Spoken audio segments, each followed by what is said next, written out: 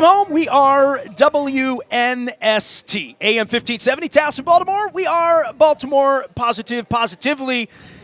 We're not in Dundalk anymore. We're at the Costas in Timonium. We're here at the racetrack. It's all brought to you by the Maryland Lottery. I have the Back to the Future scratch-offs. We will have these again on Thursday when Steve Rouse joins us. I'm getting up early on Tuesday morning. I'm going to be at Di Pasquale's. They got a crab cake there, by the way. You did a crab cake tour. Well, see, I'm bringing the Dundalk Goons together here in Timonium. Tomorrow, I'm bringing the Highlandtown Goons into Canton because I got Pete Caringi coming down from Highlandtown. We're going to talk some soccer. I got Nancy Longo coming to talk about chefing. And speaking of chefing, it is my 27th anniversary when you were county executive, Johnny. You came out and did my 25th anniversary on August 3rd, 2 years ago. We did it at Costas. And I'm featuring my 27 favorite things to eat in the region, in the area. It's also during Mako, so I'm going down to the beach in August. This is going to be one of them. This is the spinach dip at Costas. People would say, well, it's spinach dip. How good can it be? Come and get it. But here in Timonium, they're doing it with the, I don't know how to say pita chip in Greek. Spanakopita, sort of deconstructed spanakopita. And this thing's delicious, and I'm not going to eat it because I'll get green stuff stuck in my teeth. And I'm with the Honorable Congressman making his first sitting here since leaving county executiveship and trying to write the ship down in D.C. Amidst long odds. We did sort of getting to know you and changing roles and all of that stuff. I really want to get into your little filibuster for me here on the Big Ugly Bill and all of the tentacles of how awful this thing is and how it ever got done. And were you ever confident, even at the 11th hour, that this might not happen? As a citizen, I thought, this is going to happen because these Republicans are going to cave because it's what they do. Yeah. They're going to give Murkowski something she wants, and they're all afraid of going back to their district without whatever's they need to have to make themselves happy. Well, here's the most disappointing thing about the whole process is that Murkowski could have stopped the bill. She was one of several Republican senators who said they had real concerns about what it does to their constituents, to Americans, and she caved for a half-hearted carve-out for Alaska and Hawaii on some benefits on SNAP and for Medicaid. Temporary, short-lived, and after it passed, she said, "Oh well, I really hope the House takes this up and fixes it," knowing full well that wasn't going to happen, and that was never really an option. Just like people like Josh Hawley, who said he would never vote for a bill that guts rural hospitals and this Josh Hawley, that one. That's the one. That's the one. Yeah, that's the one. But yet, they hold it, and this has been, at least in my experience, the model has been to hold out, whether it's on SALT or on Medicaid or whatever the case, pick an issue, fashion yourself a moderate or someone who's willing to stand up to, frankly, the president in this case, get a lot of attention, print, social media, cable TV, national television, pundits talking about you, and then fold. And it was tried and true the first time around, and it proved true this time around. And that's whether it's West Virginia, Alaska, any of the places where you can swing a vote. And there are places where votes should have swung, because we saw in Nebraska there was a rural hospital the day before the vote who said, in anticipation of these cuts, we are going to close. And that is just the tip of the iceberg. And we'll get into the filibuster, but the lack of courage of people who wrote letters, who issued statements, who were on TV, who were happy to step forward and take the attention, what we were talking about earlier, just this ecosystem of attention seeking and wanting to be, the thing. I don't mind that. Like, I get it. I'm in politics. Like, attention is good if it's authentic. And I think what really stung are people that I had deep conversations with who know this was bad for their district, who told me that they didn't personally support everybody it. knows Donald Trump's a criminal. They voted for him anyway. And ultimately, that's it, is like that people decided that they wanted to worship at the altar of Donald Trump more than they wanted to protect their constituents from the bad parts of this bill. And that's just the sad reality of what we saw and experienced firsthand. The amazing thing for me is in all of the corruption with this criminal, this felon who wants to be king, was that I woke up after this thing was passed in the middle of the night, 4 o'clock in the morning, I'm getting an email from Social Security that if Martin O'Malley, you can like Martin or not like Martin, but if he's running it, this kind of thing, this kind of propaganda, I'm assuming every American who has a Social Security number got what is absolute bullshit. I mean, just absolute garbage propaganda from a puppet Social Security leader employed by Elon Musk and Donald Trump. No, Elon opposed the bill, but that was to send me that my Social Security isn't good, that this is a good thing, to try to get Americans to send propaganda in the middle of the night to vulnerable Americans thinking that the government did something in their benefit when nothing could be further from the truth. Well, here's the thing is that for some people, there will be a tax offset, especially for seniors on Social Security. They will see their benefits slightly increase because there'll be a tax write-off. Again, something that I could have supported as a standalone bill. I don't think it's appropriate for government agencies to become political propaganda machines for either party. So like what they did was wrong. The net effect of this bill in this space was something I supported.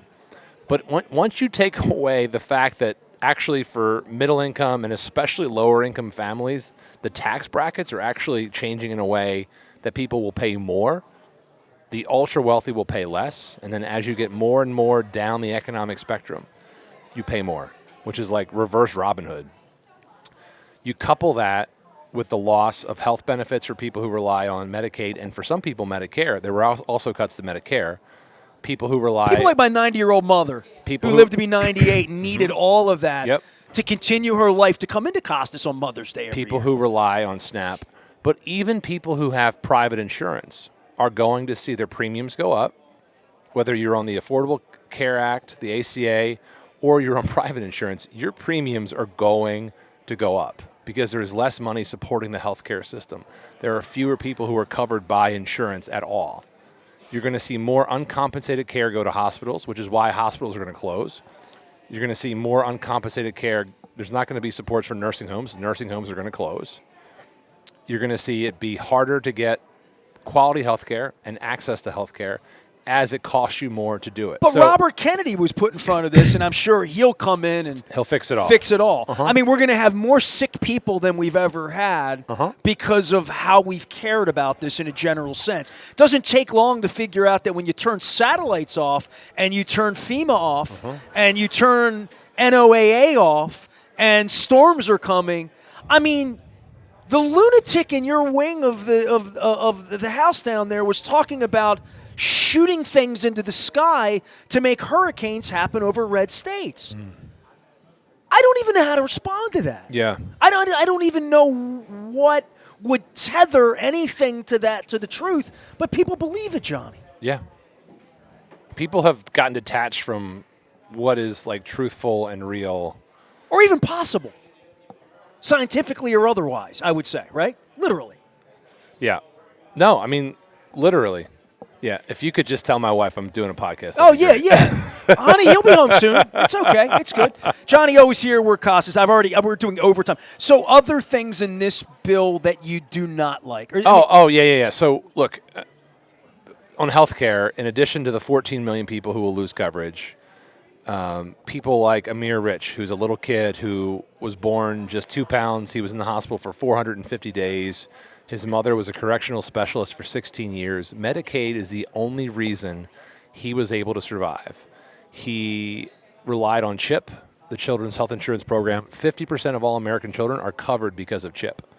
And so children like Amir will lose Anyone coverage. on the fringe. Anyone on the fringe. That's not normal and healthy. But that's people who have Medicare or Medicaid exactly, especially Medicaid. But like I was saying earlier, this will affect everybody. This is the largest cut to healthcare in our country's history. And for what care benefit? Will get more expensive and harder to find for the benefit of billionaires, and the ultra wealthy. This is the largest wealth transfer in our country's They history. don't even run away from that anymore, do they? Where people who are relying on the government are going to see their taxes go up. People who have been working hard, the working class will see their money shift to billionaires. And they don't even call it trickle down anymore. Oh, though, by right? the way, as we fund the biggest wealth transfer in our country's history, we're going to see the biggest debt increase in our country's history. So now the $4 to $5 trillion that we just authorized in debt increase, we're doing that to fund healthcare cuts, tax breaks for billionaires, food benefit cuts. We're doing things like we eliminated a 100-year-old provision that had an excise fee on silencers. So now you can get your silencer without any extra fee. So it's cheaper to buy silencers as our deficit goes up. So our communities are less safe, our deficit's going up. There was a long-standing tanning bed excise tax. We're going to get rid of that too because that's really important for our funding purposes.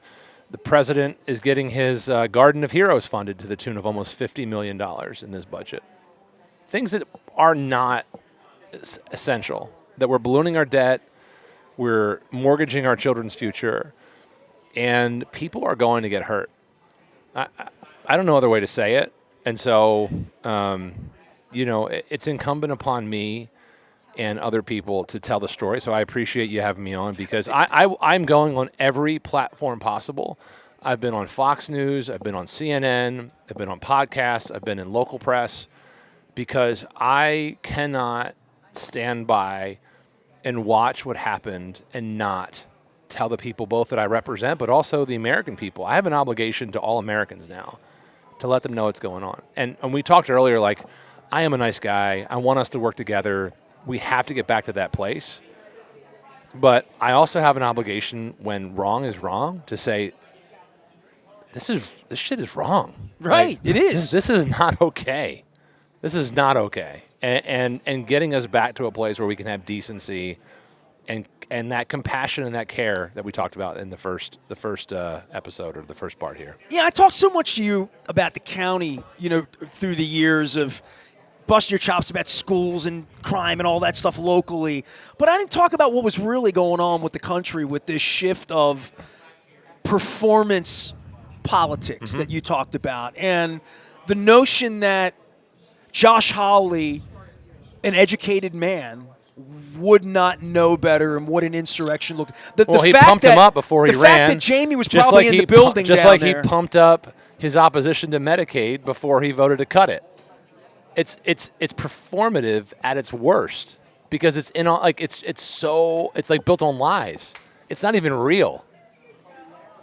And that's the thing is like I can handle people. January 6th was real. That really happened. That's right. And I can handle people who like get a platform because they perform and it's like things they believe in.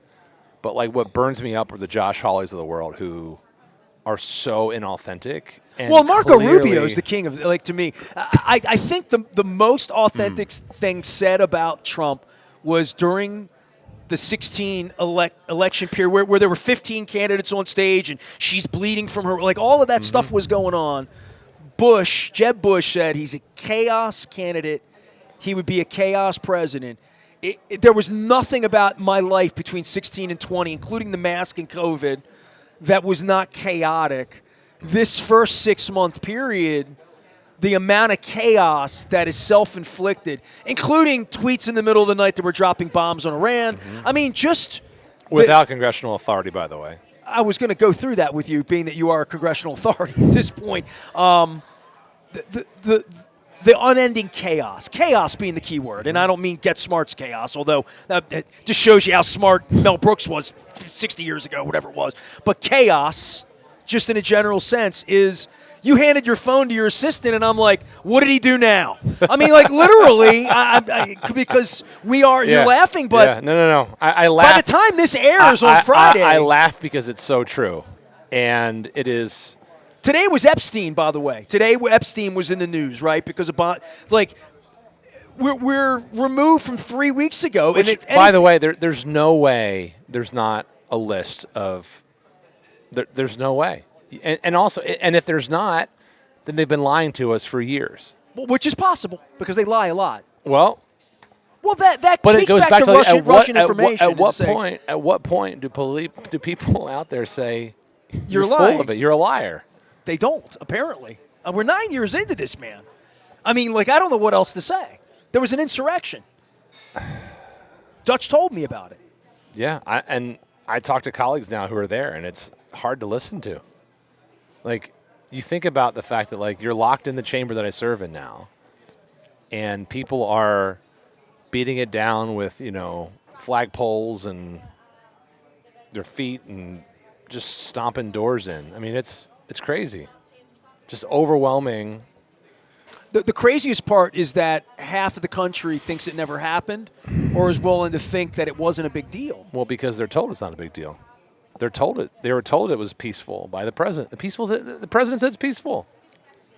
It's a lie. It's not true. Yeah, we don't even talk about the fact that he pardoned people who attacked police officers who were convicted by a jury of their peers, Republicans and Democrats, independents, moderates, conservatives, liberals. That's what juries are. They were convicted of doing, like, there was enough evidence to indict them, to convict them, and the president said, that's okay. This is the country we're living in right now. But it's incumbent on all of us that if we want something different. I attended a No Kings rally in Patterson Park. What good are those things? I mean, I know you want people like me to run around and do that, and that would be part of the civic disobedience and the general course of trying to commit the change. But I didn't think I was going to live through that era again of the marches and things that I saw on television when I was a kid. My friend, we are in the era of marches plus. And the thing is, one rally or protest by itself ain't going to cut it. I ask everybody to commit to one thing. Made me sad to be there that day. It really did. Pick an issue you're passionate about, whether it's the immigration stuff or the health care or the food benefits, environment. I mean, we even talked about how they're gutting how your cost of energy is going to go up because of this bill that passed. But I'm passionate about sensible leadership. Well, but then what I tell people is do one thing every day. And maybe it's you write a member or call a member of Congress. Maybe it's you go to a rally or a protest. Maybe it's you post on social media. But people have to create this drumbeat where popular will is undeniable. And all of that is leading up to voting in the midterms and voting in every future election. And we have an obligation as a society, I think, to pick leaders who can unite us again in a way that lets us heal and get back to acknowledging that there's some real hurt and pain and anger and frustration behind people who give the president and extreme Republicans the latitude to do what they do in Congress. There's something there that we have to acknowledge. It's just built on such dishonesty. 100%. But it's never going to. But it's never going to change until we continue. It's exploitative of ignorance is really what it is. And when I say that, who you calling ignorant? Look up the word. It just means you don't know, and it means you don't care to know. And the willful ignorance that I have seen, and I see every day. I mean, you're on my Facebook page, man. Every day I see it. I feel it. But we have to get enough people engaged to sort of help point out the ways in which individuals are being manipulated, are being fed lies, to get them to see the truth so that come future elections, come future bills, that they're going to be on the side of decency. I always try to preach to the humanity of people. Mm-hmm. That's what that America thing and the Neil Diamond thing, I mean, that is why, that's what brought us all together. Polish people, Hispanic people. My family, came from Scranton, Pennsylvania, like Irish background. That's what brought us all together. Was this? We're all in it. Costas was open to everybody here. Yep. It's a place where people come together and become family. Yep. America. No one's checking your political card when you walk into this restaurant. We didn't check your political card when we asked if you needed to have your road resurfaced or your school built. We just take care of each other. That's what. By the way, you know the county executive, I do have a trash issue. I need to. He used to be. Johnny O is here. He's our congressman. It's all brought to you by the Maryland Lottery. You have Back to the Future scratch-offs. I'll give you a parting shot on anything you want. I mean, I guess we've kind of gone back and forth on all sorts of things, and I haven't talked to you much about the county because it's not your gig anymore. But you still live here, and you're still around. And one thing I would ask you said something a minute ago about write to your congressman. You are my congressman. And I say, what do they write you? I mean, when I hear like, I'm mad as hell and I'm not going to take it, I'm going to write to Chris Fan. I can text Chris. I mean, I don't know what he's going to do that he's not already doing other than attaboy, go get him, keep going at him, John. Like, do you really need that? Yes, the attaboys are great and they're so appreciated. So I can tell you we've got a staff that takes calls and emails and letters all day. They love hearing from constituents who are like, thank you for what you're doing. And it can be as simple. I'm being honest with you, man. I don't feel like that's what I do. We track you know? it, we report it, we do polls, we do surveys, and we push that information out, and it really helps us be better at our job. Because what I don't want to do is hear people just say, "You're doing a terrible job." I disagree. I want to hear from people who agree with us too. What can the Democrats do that would be more effective, better if you're made Democratic God? If you're Westmoreland going to be president, what would you? I will speak for this Democrat. Please. We should do a better job of having an affirmative strategy and policy agenda around workforce opportunities, creating jobs, making housing more affordable, making childcare more affordable, and just putting food on the table. It's the Maslow's hierarchy of needs. If we are not helping people put food on the table and afford a house that they live in, all the other issues don't matter. And the Democrats have been so good at fighting for those issues, but we've really gotten away from communicating that to the public. And we have to get back to that bread and butter, literally and figuratively. All right, I'll let you get back to the bread and butter of Costas. What's your favorite thing at Costas? Do you have like a side dish that I don't know about? So I'm spinach dip guy, so I'm letting everybody know that. Obviously, don't ever sleep on the crabs. The crabs are amazing, only in Dundalk. But what I will say is, I think it's still on the menu here and there. It's John's Jambalaya. The Jambalaya. He told me about the jambalaya. Pete did. The Jambalaya. See, I've never had the jambalaya. We did not coordinate. So, like, if it's you're only in Dundalk. If you're looking for a sneaky good, that's your winner right there. And I've always taken a bunch home with me as a to-go. So, a couple things have happened in my time at Costas. About 5 years ago, I saw fried shrimp come out of the kitchen. I'm like, I didn't even know you had fried shrimp. I never thought about it. I never looked on the menu because you don't always look all through the menu to know that they have a hot roast beef open-faced sandwich here or whatever, right? Yeah, you get to your go-tos. I had some wings tonight. That's your go-to. That's your thing. That's what you do, right? So a couple 5 years ago, I saw these shrimp, and they came out. I'm like, they look good. Give me those, Pete. Pete brought them over. I took one bite. I'm like, this is the Acme Oyster House in New Orleans' recipe. And it was always the first thing I would do when I go to New Orleans was go there because I love the shrimp. Costas has had those shrimp for all these years. The other thing, I hadn't had a crab imperial, even though I want to be king. I hadn't had a crab imperial in probably 15 years. And a couple of years ago, I ordered a crab imperial dish at Costas, and I'm like, now I never not get the mushroom caps because the mushroom caps are the crab imperial. Yep. So that would be my thing to tell you. Don't snooze on the imperial. Mushroom caps with the imperial. Come to Timoni and feel like a king. You can't get crabs here at Costas, but you get crab imperial. Is that good? It's close enough. Close enough to being a congressman. Johnny O is here. He's our congressman. Write him. Yell at him. Tell him he's doing good. Tell him he's doing bad. Just you're tell allowed us. to do that, right? Yeah, just tell us. When people tell you doing bad, what do they tell you? How could you get better, Johnny? I think our team's great, but you can always be better. Look, actually, we just finished the 4th of July parades, which is why I'm wearing my hat today.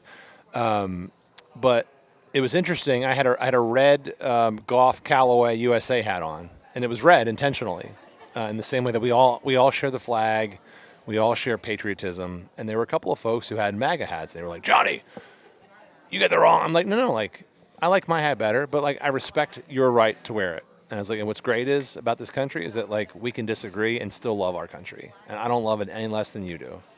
When Republicans in your district don't like you, what do they yell about? Happy 4th. What do they yell about? When they come up to you, and what are they maddest at you about the fact that you're a Democrat?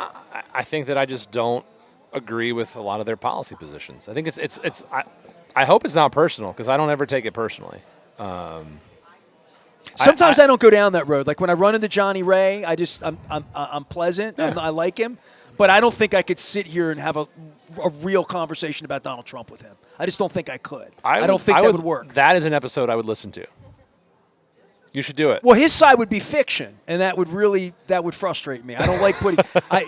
Ask Westmore and Craig Thompson. I don't like putting lies on the radio. I don't lie for anybody or anything. So Johnny O is here. I want to feed him and get him out of here. My thanks to Jamie, your team, your wife, your Thank you, children Nestor. Yep. for allowing you Yeah. to come out here. Always great to be but with you you. wanted to come here. Of course. This I is told great. Jamie that. I said, he's going to want to come to Costas and Timonium. It's going to be a big deal for him. And I love the fact that you hadn't been here yet, that you literally got walked me here. in with the eyes of a child. Literally, right? Yep, and I'll be back. All right.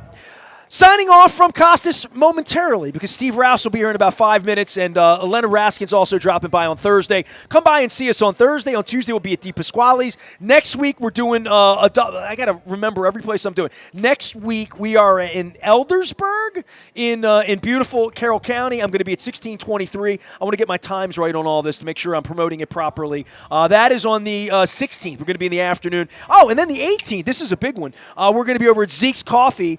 I have everybody who has been fired or released from the Baltimore Sun for being a Democrat joining me over at Zeke's Coffee. Oh, so wow. Cal is going to be there, cartoonist Cal. Dan Rodricks is going to be with us. Antira Patia could not be with us. He's in the Bahamas, which is better for him anyway. And Rasig will be by. So we're doing coffee at Zeke's next Friday. It is all brought to you by the Maryland Lottery. My thanks to Pete and to Christine, also to Nick, although he was not here, mixologist John and Maggie and everybody here for making it great.